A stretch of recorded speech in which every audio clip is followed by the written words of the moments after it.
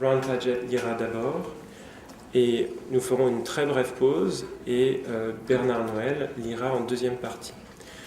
Mais la lecture va vraiment commencer par une brève lecture de Bernard Noël, qui va lire une traduction d'un texte de Ron Padgett, qu'il a faite il y a quelques années. Je vais très brièvement présenter Ron Padgett. Ron Padgett a publié de nombreux livres, dont New and Selected Poems, Great Balls of Fire, Poems I Guess I Wrote, et The Straight Line, Writing on Poets and Poetry. Ses publications les plus récentes sont You Never Know, poème, et If I Were You, collaborative poems, et aussi deux livres de mémoire, Oklahoma Tough, My Father, King of the Tulsa Bootleggers, et Joe, A Memoir of Joe Brainerd. Il a aussi traduit des œuvres poétiques complètes de Blaise Cendrars et Le Poète assassiné de Guillaume Apollinaire. Ron Padgett a dirigé la publication de The Handbook of Poetic Forms et de l'ouvrage World Poets, publié chez Charles Scribner's & Sons en 2000. Il collabore régulièrement avec des artistes comme Bertrand Dorny, Alex Katz, Jim Dine, George Neiman, entre autres. Pour son œuvre, Ron Padgett s'est vu décerner des prix littéraires par the American Academy of Arts and Letters et the Guggenheim Foundation. En 2000, il a été fait officier dans l'Ordre des Arts et des Lettres par l'ambassade de France aux États-Unis. Il habite New York. Son prochain recueil de poèmes, How to Be Perfect, est à paraître chez Coffee House Press. Je présenterai Bernard Noël dans un deuxième temps, au début de la deuxième partie, mais je vais d'abord lui laisser la parole. Il va lire sa traduction du poème de Ron. Merci.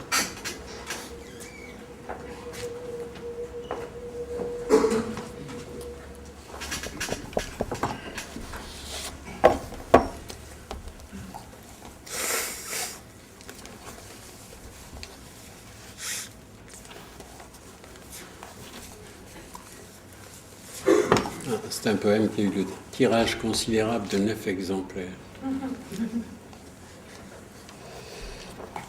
Les animaux et l'art. Il m'arrive, disais-je, de m'attrister du sort des animaux sauvages, qui dehors, dans le noir, cherchent quelque chose à manger tout en redoutant d'être mangés. Et ils n'ont ni compagnie de danse, ni musée. Les animaux, bien sûr, n'ont aucune idée d'un manque d'activité culturelle, et donc n'en regrettent pas l'absence. Je disais cela à ma femme tandis que nous suivions un sentier en forêt. De temps à autre, elle faisait « hum hum » ou « hem ». Je me doutais bien qu'elle se demandait pourquoi je disais des choses pareilles. Je les disais afin de voir de quoi elles avaient l'air en les disant, sans la moindre pointe d'ironie. Et j'ai cité la remarque au sujet de la vie humaine, qui est moche, brutale et courte. Mais ni elle ni moi ne nous rappelions qui a dit cela, bien que j'ai un soupçon. Carlyle. En fait, j'avais vu cette citation attribuée à quelqu'un récemment, mais je ne lui en dis rien, de crainte de passer pour sénile. La vérité, c'est que je ne voulais pas me fatiguer à essayer de me souvenir d'une information que je pouvais retrouver dans un livre de référence, pensant, je suppose, que je préférerais m'occuper l'esprit avec les impressions, les sensations, les idées spontanées et les images mentales qui s'envolent si vite. Une personne telle que moi ferait-elle un bon animal ? On annonce aujourd'hui que les savants ont terminé la cartographie génétique de l'être humain et que nous sommes à 99% chimpanzés. Je ne me sens pas chimpanzé à 99%. Aussi, je m'étonne de l'énormité du 1% qui reste. Ce petit rien étant pour moi la raison de prendre le métro, d'aller au Met, d'y regarder peintures, sculptures et autres beaux objets intéressants, puis de me rendre à la cafétéria pour une tasse de thé, un gâteau, le tout sans avoir peur qu'une créature quelconque vienne me dévorer. Mais derrière tout cela, déborde une tristesse à l'idée de tous ceux qui se cachent et tremblent dans le noir. Merci. I should read in English. Je vais le lire en anglais aussi. Non, peut-être. Ok. Ça c'est beaucoup mieux en français qu'en anglais. Merci Bernard pour la traduction et la lecture. Tu veux qu'on commence par le français? Si tu veux, c'est bien. Donc, nous allons commencer la lecture avec Ron, et Ron insiste pour que nous lisions les traductions d'abord, et il lira ensuite les poèmes en anglais. Mais c'est qui a fait cette traduction? Je l'ignore. Non, la première traduction est de Claire Guillot, et j'ai essayé de traduire les autres poèmes. Ce sont des tentatives. Le premier poème, donc traduit par Claire Guillot, s'intitule « Je me souviens de choses perdues ». Je me souviens avoir reçu des lettres portant mon nom et le numéro de ma rue, et sur la ligne suivante le mot « ville », c'est-à-dire la même ville que celle où elles avaient été postées. La vie a-t-elle pu être simple à ce point? Je me souviens quand les palissades autour des chantiers incluaient des trous pour l'observation. Les hommes qui s'arrêtaient et plongeaient le regard à travers ces trous étaient aussitôt hypnotisés par les travaux de creusement à l'intérieur, comme s'ils plongeaient dans un monde imaginaire.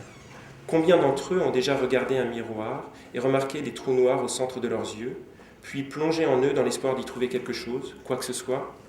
J'ai essayé, mais tout ce que j'ai récolté, c'est globe oculaire.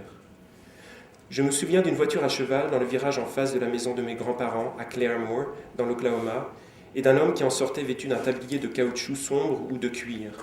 De ses deux mains tendues devant lui, il tenait de grandes pinces de fer, refermées sur un lourd bloc de glace. Ses avant-bras aux muscles saillants.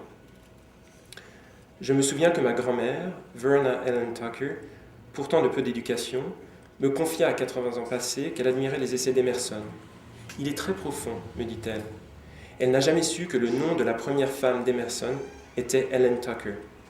L'aurait-elle su qu'elle aurait dit « Eh bien, mon Dieu !» Je me souviens de la première fois où j'ai entendu Joe lire « I Remember ». La vague de plaisir a vite cédé la place à l'envie et à cette question. Pourquoi n'y ai-je pas pensé moi-même? Le plaisir esthétique a des formes et des degrés variés, mais l'envie survient seulement lorsque l'on admire de tout cœur la dernière œuvre de quelqu'un d'autre. Envier le talent d'une personne qu'on aime est particulièrement beau et stimulant, et on n'a même pas besoin de répondre à la question. Je me souviens m'être mise en rogne après Garcia Lorca, parce qu'il m'a ému aux larmes pour une chose dont j'ai douté après coup qu'elle fût jamais arrivée. Il existe une photo de 1929 qui le montre debout, près d'une vaste sphère posée sur un socle de granit qui comporte aussi un cadran solaire, sur le campus de Columbia University. En passant devant le cadran ce matin, j'ai soudain pris conscience que Lorca s'était tenu à cet endroit même il y a 70 ans, quelques années avant d'être abattu. C'était comme s'il avait été ici l'instant d'avant. Quelle mort brutale et stupide! Les larmes me sont venues aux yeux. Mais, réflexion faite, j'ai trouvé difficile de croire que quelqu'un ait placé une sphère aussi grande sur un tel socle. Elle aurait empêché la lumière d'atteindre le cadran solaire, non? C'est là que je me suis mise en rogne. Plus tard, quand j'ai de nouveau examiné la photo, j'ai vu qu'elle avait bien été prise à cet endroit. Mais cette sphère, je l'aime parce qu'elle ne cesse de me distraire de l'idée de sa mort. Je me souviens du 1000, une monnaie qui fut utilisée pendant quelques années à la fin de la Seconde Guerre mondiale et juste après. Le 1000, qui était une pièce en carton épais, et plus tard en métal léger, percée d'un trou en son centre, valait 1/100 d'un cent. C'était rigolo de la tenir appuyée entre le pouce et l'index, et de faire naître de petites bosses éphémères sur ses deux doigts. Sur les étiquettes de prix, on le notait comme s'il s'agissait d'un exposant. Par exemple, 10 cents et 4 mills s'écrivait 10 exposant 4. Je ne sais pas si les mills étaient utilisés ailleurs que dans ma ville natale, et depuis qu'ils n'ont plus cours, je n'ai entendu y faire allusion qu'une ou deux fois. Ils ont disparu, peut-être encore plus oubliés que les pennies noirs de la même période. Mais si vous mentionnez le mill à des gens assez âgés pour l'avoir connu, leur visage s'illuminera d'un éclair de reconnaissance qui accroît le plaisir qu'ils prennent à votre compagnie. Je me souviens que quand je suis arrivé à New York, en 1960, on pouvait commander dans les diners du café léger, du café avec beaucoup de lait et un toast léger, légèrement grillé. De plus, le courrier était distribué 2 fois par jour.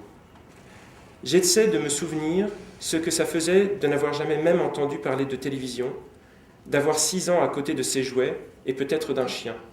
Tu roules le camion de bois le long du tapis en faisant le bruit du camion, bruit qui se change en hurlement de klaxon lorsque tu t'approches de la patte du chien qui bondit d'un coup, juste au cas où, et tu dis « Hé, je ne t'aurais pas touché !» Remends la queue, il vient lécher ta figure, ce qui est d'abord rigolo, jusqu'à ce que la laine du chien devienne trop forte. Ensuite, tu essuies ton visage avec ta manche, tu retournes à ton camion et redémarres le moteur. Le bruit de la vaisselle venant de la cuisine. Je me souviens quand 2, 3 ou même 4 familles devaient partager le même numéro de téléphone, avec une ligne commune, ce que j'imaginais être une bonne chose, vu qu'il semblait y avoir quelque chose de festif là-dedans. Mais ma mère m'expliqua que seuls les gens pauvres avaient des lignes communes, et que ce que nous avions, une ligne privée, était bien mieux. Ce qui fit résonner autre chose. En tant qu'enfant unique, je ne pouvais m'imaginer avoir à partager quoi que ce soit avec un frère ou une sœur. Je ne pouvais même imaginer avoir un frère ou une sœur. Je me souviens quand les gens s'habillaient pour prendre l'avion et de faire des courses de vêtements. Je me souviens quand certaines voitures, les plus vieilles, avaient des marchepieds et la joie que j'avais à me mettre debout dessus, à agripper le rebord de la fenêtre, le vent dans les oreilles, alors que la voiture accélérait en descendant le coin de la rue. Progressivement, il y eut de moins en moins de marchepieds, et puis plus un seul. Mais au moins, les nouvelles voitures avaient toujours des ornements de radiateurs, le plus mémorable étant cette tête d'Indien chromée étincelante, le profil fendant l'air, la coiffe de plumes soufflée vers l'arrière. Et puis, lui aussi a disparu.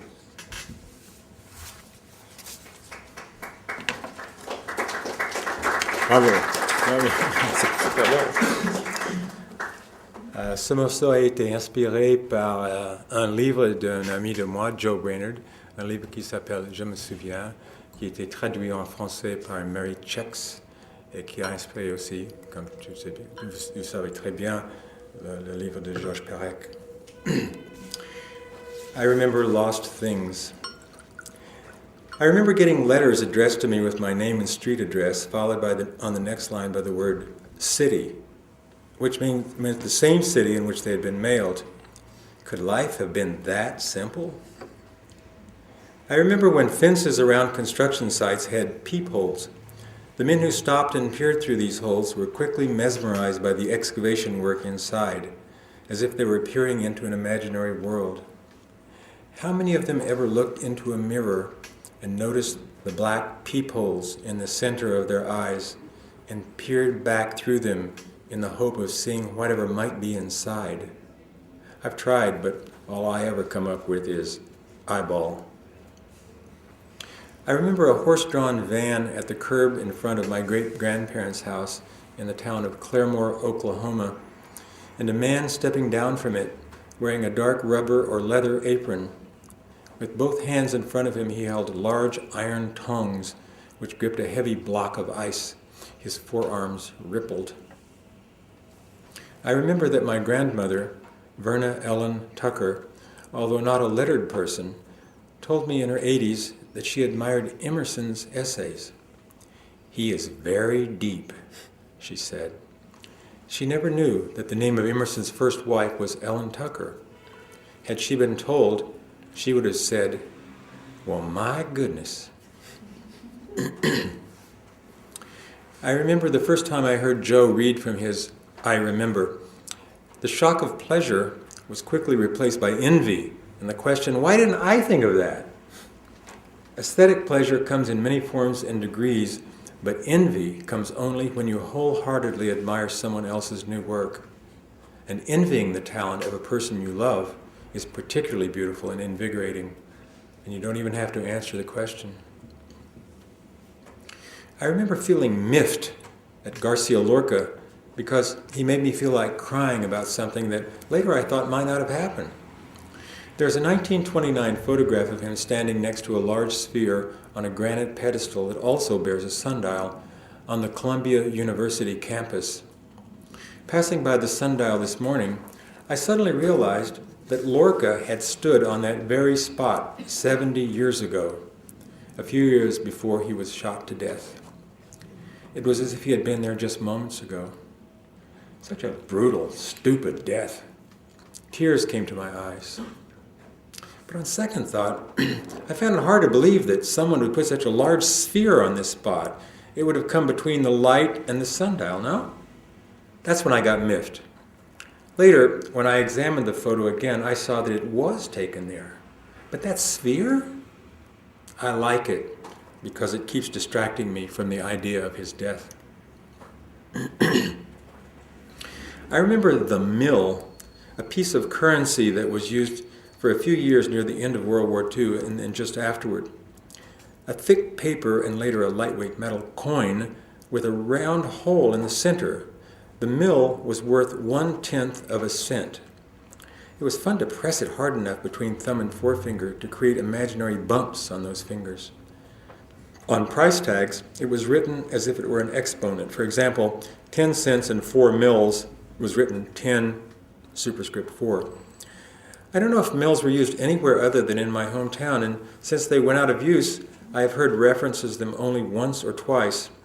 They have just faded away, even more forgotten than the black pennies of the same period. But if you mention the mill to people old enough to remember them, their faces will take on a rising glow of recognition that turns into a deeper pleasure in your company. I remember that when I first came to New York in 1960, one could order in diners light coffee, coffee with a lot of milk, and light toast, lightly toasted.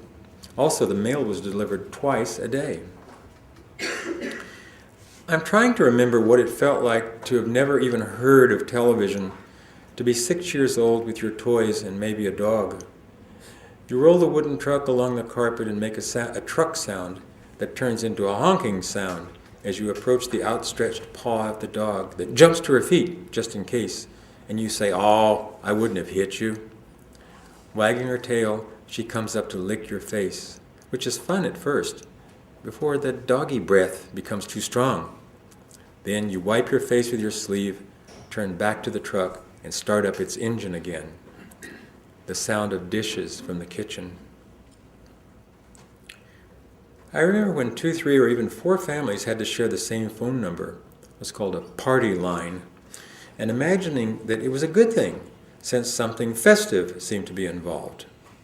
But my mother explained that only poor people had party lines, and what we had, a private line, was much better. This rang a bell. As an only child, I couldn't imagine having to share things with a brother or sister. I couldn't even imagine having a brother or sister. I remember when people got dressed up to travel by plane and to shop for clothes. I remember when some cars, older ones, had running boards, and the fun of standing on one and gripping the window post as the car accelerated down the block to the corner, the wind in my ears. Gradually, there were fewer and fewer running boards, and then none. At least the new cars still had hood ornaments, the most memorable being the shiny chrome head of an Indian man, his profile knifing into the wind, headdress feathers blown back. And then he was gone too.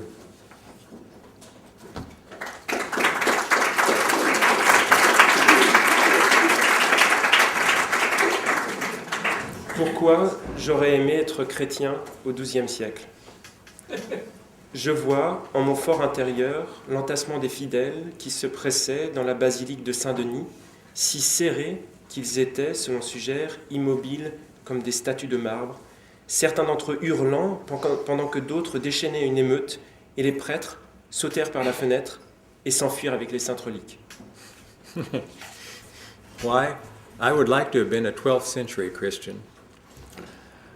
I see in my mind's eye the crush of the faithful shoving jammed into the Basilica of Saint-Denis so tightly they were, according to Suger, immobile as marble statues, some of them screaming while others burst into riot, and the priest jumped through a window and ran away with the holy relics.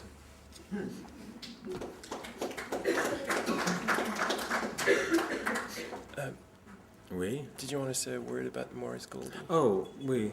Le prochain poème, il y a une dédicace pour un type qui s'appelle Morris Goldie, qui est un ami à New York, qui est mort il y a quelques années.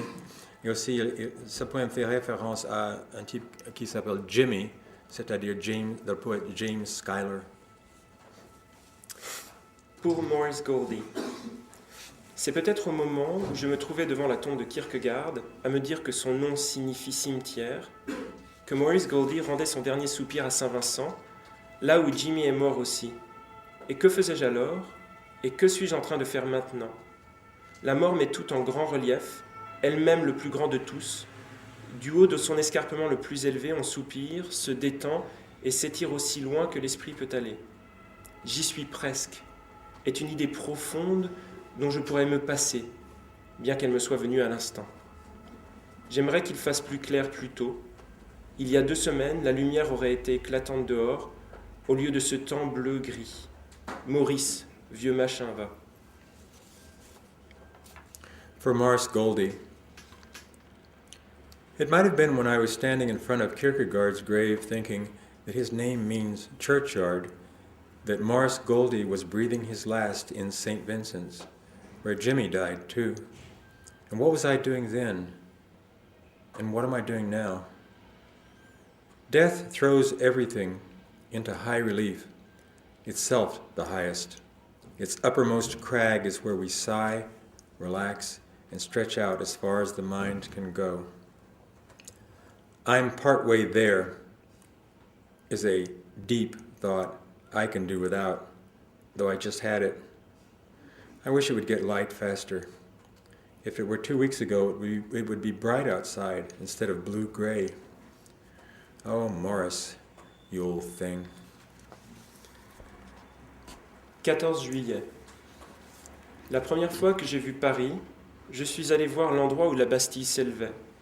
Et, bien que j'y ai vu la colonne, j'étais bien conscient que la Bastille n'y était plus. Je ne savais comment voir le vide. Les gens vont voir les tours jumelles disparues et semblent aimer ressentir que quelque chose manque. Je n'aime pas savoir que ma mère n'existe plus, ni la sensation de le savoir. Pardonnez-moi de comparer ma mère à des immeubles, et aussi de parler de l'absence. Le ciel rouge et gris par-dessus les toits s'assombrit, et les habitants se pressent de rentrer pour dîner. À plus tard, j'espère. Bastille Day. The first time I saw Paris, I went to see where the Bastille had been. And though I saw the column there, I was too aware that the Bastille was not there. I did not know how to see the emptiness. People go to see the missing Twin Towers and seem to like feeling the lack of something. I do not like knowing that my mother no longer exists, or the feeling of knowing. Oh, excuse me for comparing my mother to large buildings, also for talking about absence. The red and gray sky above the rooftops is darkening, and the inhabitants are hastening home for dinner. I hope to see you later. Le bus aux questions. Qu'en est-il de ton ami? Est-ce que des flammes sortiront de ses narines lorsqu'il t'enverra valser sur la pelouse? Ou bien, tombant à genoux, est-ce qu'il te proclamera son seul et unique Dieu? Quelque part entre les deux. Quelque part entre une pierre et un clic, là où les abstractions vagabondent en habits spectraux. Il hante nos pensées, nous qui portons des habits humains. Quand ils te demanderont de danser, tu devrais refuser. Tu devrais aussi refuser de régler l'addition quand tu dînes avec la lumière du soleil. C'est le soir et il devrait être au lit. Peut-être n'est-il même pas le soleil. Peut-être n'est-il même pas un fantôme. Il est peut-être celui que tu t'es lassé d'attendre, le dernier à descendre du bus au terminus. Il est peut-être le bus lui-même, vomissant des flammes alors que les 4 pneus éclatent. Est-il vraiment ton ami? The question bus. Well, what about your friend? Will he shoot flames from his nostrils as he hurls you across the lawn? Or will he fall on his knees and adopt you as his one and only God? Somewhere in between. Somewhere in between a rock and a click, where the abstractions roam about in their ghostly attire. They are haunting our thoughts, we who wear human attire. When they ask you to dance, you should refuse. You should also refuse to pay the check when having dinner with sunlight. It's evening, and he should be in bed. He might not even be sunlight. He might not even be a ghost. He may be the one you have grown weary of waiting for, the last one off the bus at the end of the line. Or he may be the bus himself, belching flames as all 4 tires explode. Is he really your friend? Ongles. Comment les gens se coupaient-ils jadis les ongles des pieds? Les ongles des pieds de la Vierge Marie sont pas mal dans les tableaux de la Renaissance italienne. Et c'est tant mieux, car il serait difficile d'adorer quelqu'un aux longs ongles de pied. Le Pérugin se moquait d'une religion tournée vers Dieu, mais fasciné en vérité par Marie, et pourtant il lui a fait de jolis ongles de pied. Je n'ai jamais regardé ceux de Jésus, même s'ils sont proches des trous, à ses pieds, à côté des clous. La cruauté est si expressive et difficile à comprendre, alors que la beauté, même celle d'un doigt de pied, est l'évidence même, pour moi en tout cas. Nails. How did people trim their toenails in ancient times? The Virgin Mary's toenails look fine in the paintings of the Italian Renaissance. And it's a good thing, too, for it would be hard to wash up a figure with very long toenails. Perugino scoffed at a religion aimed toward God, but whose real attention was on Mary. But he gave her nice toenails. I've never looked at Jesus' toenails, even though they're near the holes in his feet, where the other nails were. Cruelty is so graphic and hard to understand, whereas beauty, even the beauty of a toe, makes perfect sense. To me, anyway. Méthode. Parfois, la méthode de Kenneth Coke, ainsi pourrait-on l'appeler, était d'avoir une idée générale du poème entier avant de commencer, comme l'histoire du jazz, ou le point d'ébullition de l'eau, ou parler aux choses qui ne peuvent répondre, selon son expression, c'est-à-dire les apostropher. Tandis que ma méthode à moi, ainsi pourrait-on l'appeler, est de commencer et d'aller là où le poème semble mener. Parfois, cela ne mène à rien, d'autres qu'une impasse, et quand je me retourne, la rue s'est évanouie et je me retrouve assis dans une pièce. Parfois, cela mène à un endroit qui ne m'intéresse pas plus que ça, ou alors ma façon d'y parvenir est alambiquée, voire ridicule. J'ai un visage qui reste surtout sur le devant de ma tête, pendant qu'à l'intérieur de ma tête, des roues tournent dans un bruit semblable à la musique entendue au bord d'une eau, sur laquelle une brise, s'élevant, se rabat, apaisant mon visage. Je devrais être plus gentil avec mon visage, l'envoyer en vacances, ou le laisser simplement aller se détendre là-bas à l'ombre de cet érable. Mais non, je le laisse porter toutes sortes de paquets et faire d'incessants allers-retours entre mon cerveau et le monde, même si, bien sûr, mon cerveau fait partie du monde.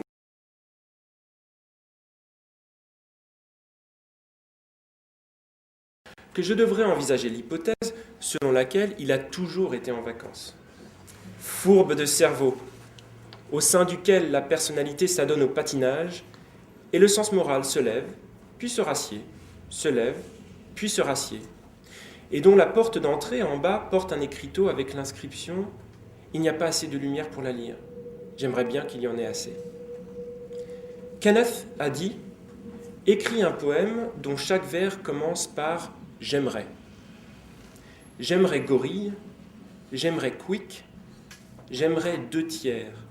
J'aimerais des averses torrentielles, et les 100 000 souhaits vieux d'une seconde commencèrent à se déverser et continuent à se répandre, comme les bébés dans les arbres et partout ailleurs, sur les cartes postales françaises après la Première Guerre mondiale, comme l'eau qui ruisselle de Zeus, comme le concept de l'optimisme quand il est apparu dans l'histoire humaine, comme la comparaison quand elle a dit « Ne finis pas ton poème avec moi, je ne suis pas comme la fin, je suis comme une porte d'entrée qui mène d'une chose à Cincinnati. Et qui suis-je pour prétendre tenir tête à une comparaison ? Je suis un homme de comparaisons incessantes, qui bombille et s'embrouille pendant que je marche, puis bouge et vadrouille pendant que je bombille et m'embrouille. À tout moment, les comparaisons peuvent se mettre en rang. Pour former la maison de bois, Lincoln est censé avoir construite de ses propres comparaisons. Je suis comme un président. Je suis comme un poil. Je suis le président poil. J'abattrai le cerisier là-bas sur cette page, mais quelqu'un d'autre est déjà en train de l'abattre, un garçon arborant un sourire dément, sur sa tête l'éclat d'un feu espiègle. Ces cerises étaient trop rouges. Voilà pour l'histoire. L'histoire qui roule au-dessus de nos têtes comme un nuage noir avant la pluie torrentielle, pendant que nous, ici-bas, tricotons des soquettes et ajustons nos protège-oreilles. Le jeune Bentley se pencha sur son microscope et manœuvra l'obturateur de sa chambre photographique, prenant ainsi le premier instantané d'un flocon de neige, raison pour laquelle on l'appela Bentley le flocon. Dehors, le blizzard soufflait de travers comme un mur de flèches. C'est tout ce que vous avez besoin de savoir sur Bentley le flocon. Mais encore, qui c'est qui pique votre curiosité ? Qui est-ce qui ? Qui est-ce qui ? Pas qui c'est qui ? Il y a d'ailleurs eu un grand acteur chinois qui s'appelait Wang Kieski, arrivé aux États-Unis au milieu du XIXe siècle et qui s'est fait un nom et une fortune dans les théâtres de San Francisco, grâce surtout à la faculté qu'il avait de pouvoir détacher sa tête de son corps pour la faire flotter et disparaître dans l'obscurité. Le rideau tombait alors sous les applaudissements avant de se lever de nouveau. La tête avait réapparu, mais son corps était alors fendu net, de la tête aux pieds, en deux moitiés égales. Wang Kieski n'a jamais révélé ses secrets magiques, pas même aux belles jeunes femmes qui faisaient la queue pour le voir, telles les parcelles de limaille de fer attirées par un aimant assez puissant pour arracher le président poil à sa chaise et lui redonner vie sous l'apparence d'une montagne sans cesse frappée par la foudre. C'est tout ce que vous avez besoin de savoir sur Wang Kieski. Maintenant, en ce qui concerne les choses qui sont toujours horizontales.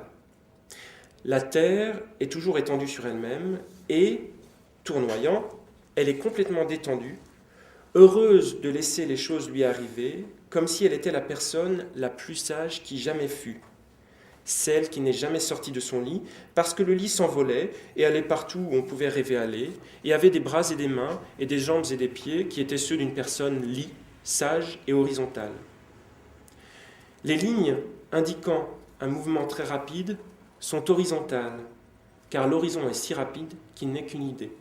Tantôt vous le voyez, tantôt vous l'êtes. Et alors, 99% de toutes les belles choses que vous avez jamais connues s'est échappé et s'en est retourné dans le monde, là où vous n'en gardez qu'un vague souvenir.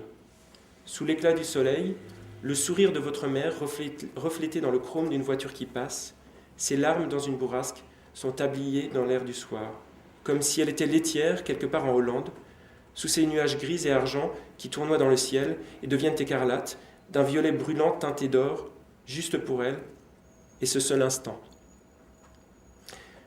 C'est bientôt votre tour, ce qui est excitant, ce qui est la raison pour laquelle la vie est excitante. Chaque instant est un nouveau tour, bientôt à vous. Ou peut-être pas, car que se passe-t-il quand on ne sait pas ce qu'est un tour ni bientôt ? Une chèvre s'approche et fixe votre visage endormi. Il suffit que vous vous réveilliez pour qu'elle se transforme en statue qui commence en chèvre et se termine en banjo, quelque chose que vous ne pouvez ni traire, ni vous mettre à jouer. Mais ce n'est pas grave parce que vous avez commencé en homme et avez fini en tas de feuilles dans une autre histoire. Dans la bibliothèque, les autres tas disent « chut ». Ils savent que l'automne touche à sa fin. Ils le savent aux joues rougeaudes des jeunes filles qui arrivent et qui, lorsqu'elles voient que leurs livres sont en retard, trépignent et piquent une crise de nerfs. Elles sont si mignonnes que certains tas de feuilles glissent et se traînent vers leurs robes, mais les jeunes filles rient, secouent leur chevelure, puis s'enfuient. Si seulement vous n'étiez pas un tas de feuilles, vous vous lanceriez à leur poursuite pour fondre sur elles comme un miracle. Voilà ce que c'était que d'avoir 14 ans et d'être entouré de miracles qui ne se produisaient jamais. À 15 ans, les miracles ont commencé à crépiter et à 16 ans, ils sont devenus franchement effrayants. Regarde, il y a un miracle au plafond. À 17 ans, un miracle devenait une voiture que vous preniez pour faire un tour, puis, un an plus tard, conduire au-delà des limites de la conscience. Le flan de tapioca était là, vous l'avez mangé. Le flan de tapioca avait disparu, mais il était encore là. Puis-je avoir d'autres de tout ? Mais, brave garçon, tu peux avoir tout ce que tu veux. Tiens, cette montagne est à toi. Ah, elle est trop lourde. Est-ce que vous en avez une plus petite ? Non, seulement une plus grande encore. Alors, nulle montagne ne sera mienne aujourd'hui. Quant à l'avenir, je ne saurais dire, car j'ignore où je pourrais bien mettre une montagne. Mais, jeune homme, tu deviendras président poil. Vraiment ? Mais je ne veux être ni un président, ni un poil. Je veux coller le président à un poil. Bon, d'accord, vas-y. Voici la colle. Maintenant, trouve un président et un poil. Très bien lu. Ça, c'est le dernier poème. Method.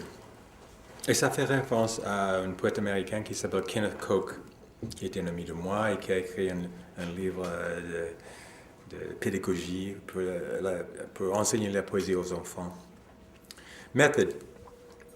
Sometimes Kenneth Koch's method, I guess you'd call it, was to have a general notion of the whole poem before he started, such as the history of jazz or the boiling point of water, or talking to things that can't talk back, as he put it, that is, apostrophes.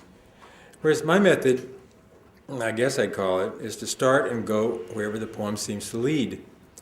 But sometimes it doesn't lead anywhere other than to a dead end, and when I turn around, the street has disappeared and I find myself sitting in a room. Sometimes it leads somewhere I have no interest in being, or the way I get there is contrived or silly. I have a face that stays mostly on the front of my head, while inside my head, wheels are turning with a sound like music heard across water over which a breeze rises and falls, cooling my face. I should be nicer to my face. Send it on vacation or just let it go relax over there under that shady maple. Instead, I let it carry all kinds of packages back and forth from my brain to the world. Though, of course, my brain is a part of the world. I should send my brain on vacation, too, though it tells me now that I should consider the possibility that it has always been on vacation. Tricky brain, in which the personality skates around and the moral character rises and sits, and whose doorway at the bottom has a sign that says, there's not enough light to read it. Oh, I wish there were. Kenneth said, write a poem in which each line begins with, I wish. I wish gorilla. I wish squish. I wish deux tiers. I wish onrushing cloudburst.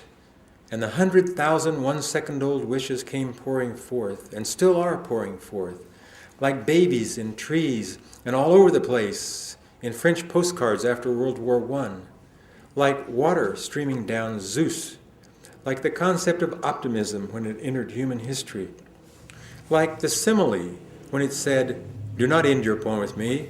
I am not like the end. I am like a doorway that leads from one thing to Cincinnati.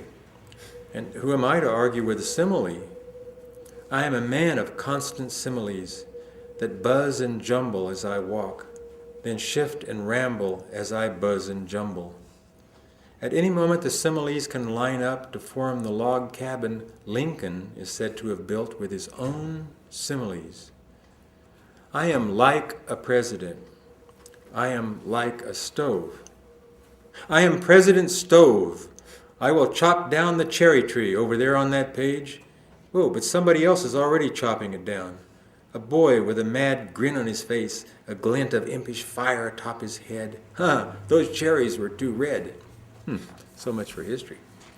History that rolls above us like an onrushing storm cloud, while we below knit booties and adjust our earmuffs. Young Bentley bent over his microscope and clicked the shutter of his box camera, thus taking the first photographic portrait of a snowflake, which is how he became known as Snowflake Bentley. Outside, the blizzard came in sideways, like a wall of arrows. That is all you need to know about Snowflake Bentley. Who else would you like to know about? Whom? Not who. There actually was a great Chinese actor named Wang Hum who immigrated to the United States in the mid-19th century and found fame and fortune in the theaters of San Francisco, due mainly to his ability to allow his head to detach from his body and float up and disappear into the dark. The curtain would close to great applause, and when it opened, his head was back, but his body was in two halves split right down the middle. Wang Hum never revealed his magic secrets, even to the beautiful young women who lined up toward him like iron filings toward a magnet, powerful enough to lift President Stove out of his chair and give him life again as a mountain struck repeatedly by lightning. That's all you need to know about Wang Hum.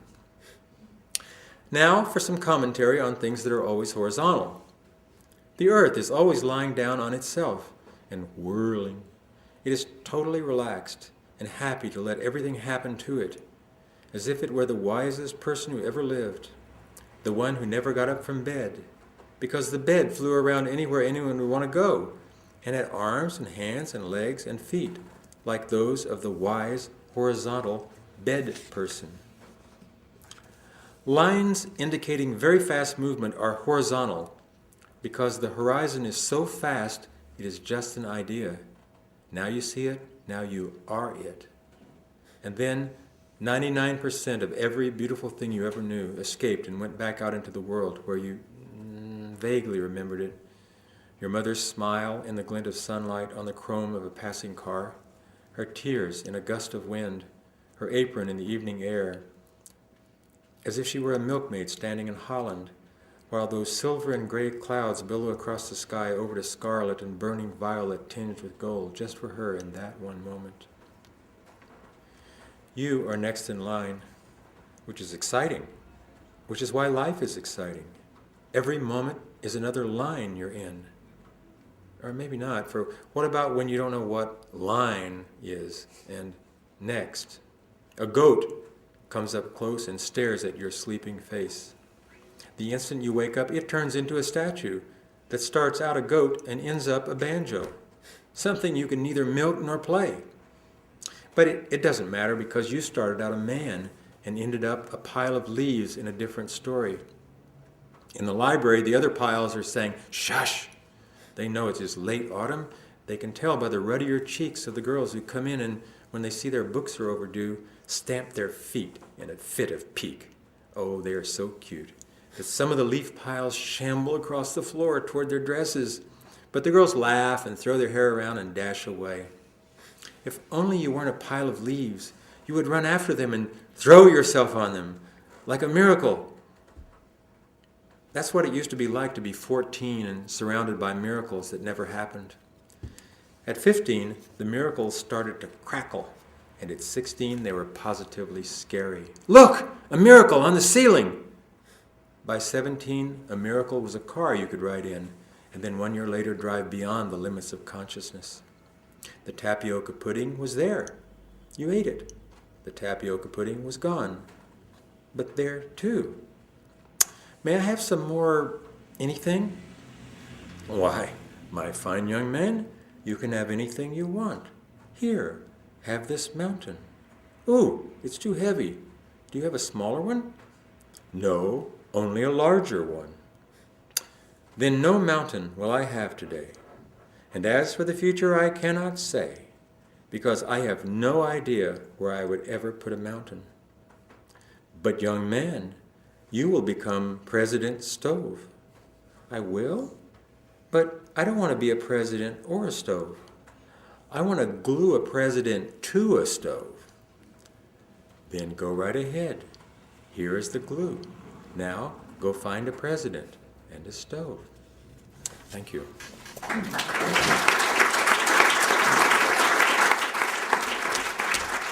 Thank you. Merci bien. Et merci à toi, Olivier.